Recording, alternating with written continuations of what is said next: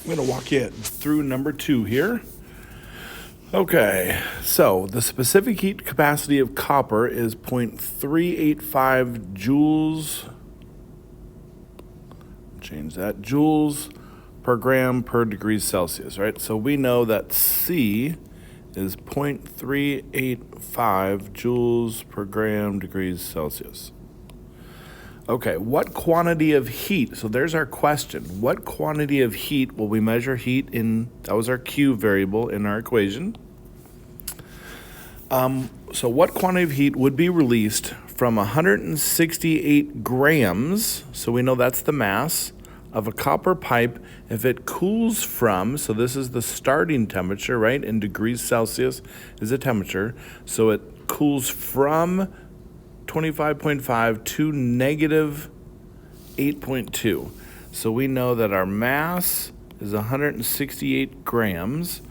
Our temperature initial and temperature final, right, we know is 25.5 and negative 8.2.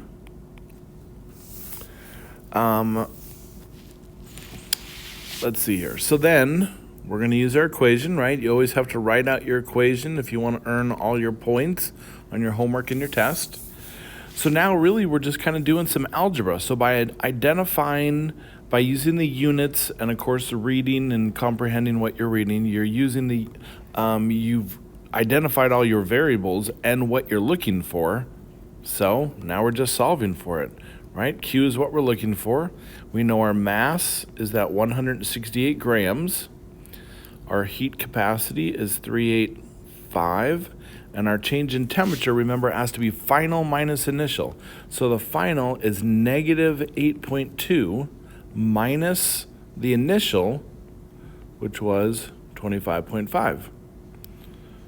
Right? So now in your calculator, you're going to maybe take the difference of those temperatures first. So negative 8.2 minus 25.5 gives us negative 33.7.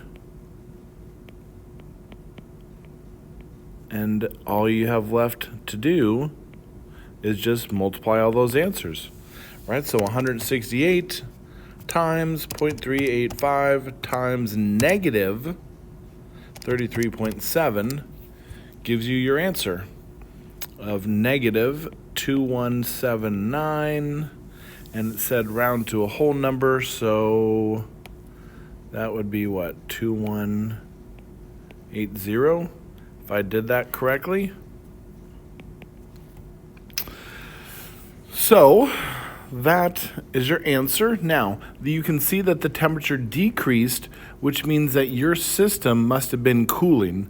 And by cooling, what it really means is it was heating up something else. Nothing really cools. Heat or energy is always transferred from from high to low.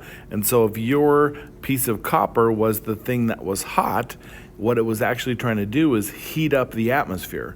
So it was transferring its energy into the atmosphere, and that's why it's categorized as exothermic.